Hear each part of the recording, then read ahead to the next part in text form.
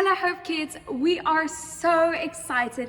Hope Church is turning 10 years old today. We are celebrating 10 years of God's goodness. Isn't that incredible?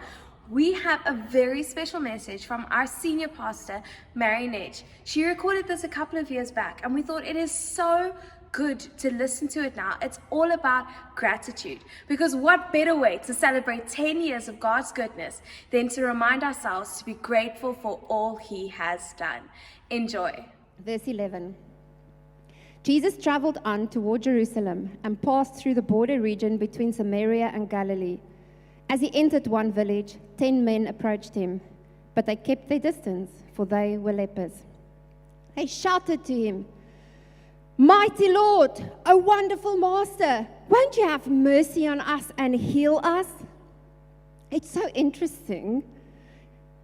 This is the only time in the entire Bible where anyone besides Jesus' disciples actually call him Master. These lepers placed themselves in their proper place under the sovereign authority of God. And you and I need to do the same if we want to see God do miracles in our lives. They got Jesus' attention. Verse 14 says, when Jesus stopped to look at them, he spoke these words, "Go to be examined by the Jewish priests."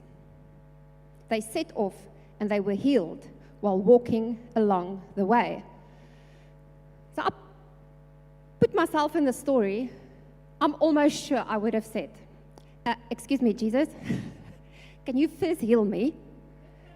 And then once I'm healed, then I'll go show myself to the priest," because that's a crazy thing to do.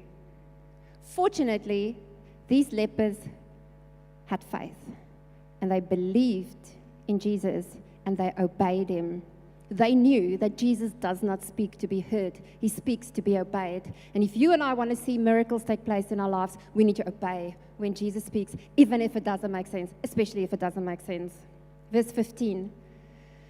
One of them, a foreigner from Samaria, when he discovered that he was completely healed, turned back to find Jesus, shouting out joyous praises and glorifying God. When he found Jesus, he fell down at his feet and thanked him over and over, saying to him, "You are the Messiah." This man was a Samaritan. Our correct response to God is praise. It's very easy for you and I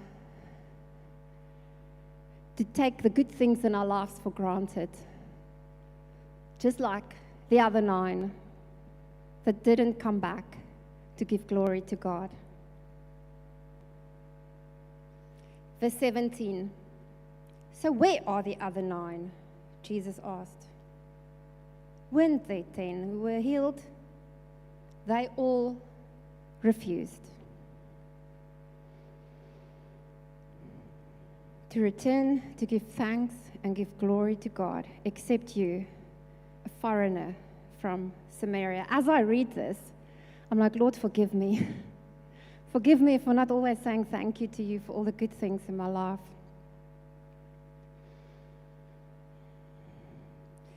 All Jesus' disciples were there with him.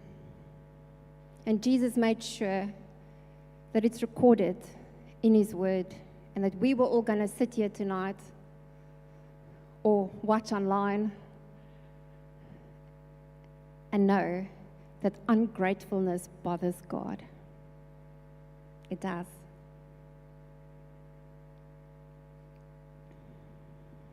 The writer, Luke, really wants us to know it's a foreigner, right? He says 3 times in such a short passage, a foreigner, a Samaritan. Okay, we get it. He was the odd one out. So the 10 lepers already were really lonely people, because they had to live outside the village and shout they're unclean if people came near them.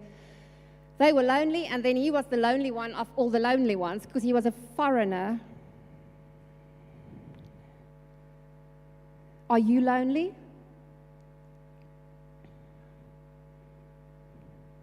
Could it be that God is using your loneliness to draw you closer to Himself? He says in His word, draw near to me and I will draw near to you. Maybe you shouldn't see your loneliness as a curse, but as a blessing instead. And I have such good news. He says in His word in Psalm 68 verse 6 that He places the lonely in families. This is a family. Hope Church is a family, and we have no doubt that you belong here. Get more involved. Book your seat for next Sunday now. If you're a guy, book your seat for men's event. Sign up for Discovery. Get into a small group. Make friends. Invite them to your home. God has great plans and purposes for your life. Verse 19. Then Jesus said to the healed man lying at his feet, arise and go. It was your faith that brought you salvation and healing. Your faith. Wow. That's awesome. Imagine being publicly commended by the Son of God for your faith. What did he do to get such a compliment from Jesus for his faith? Did he kill a lion with his bare hands? No. Did he walk on water? No. Did he build an ark? No. What did he do? He said, thank you. He said, thank you. I want to show you a verse in Luke 17, just before Jesus and his disciples entered this village. His disciples had a question for him, a good question, a question we should all ask. Luke 17, verse 5. The apostles said to the Lord, show us how to increase our faith. And the next moment they entered this village. God, we want to be men and women of faith. How do we do that? Oh, come with me, I'll show you. Be grateful, say thank you, because gratitude increases your faith.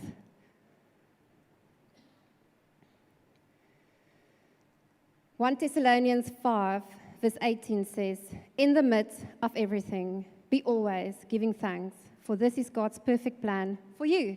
Have you ever wondered what God's plan is for your life? Oh, he says, in the midst of everything, be always giving thanks. I love this verse. We should all memorize this verse. Because gratitude is a big deal to God. Hope kids, I hope you enjoyed that.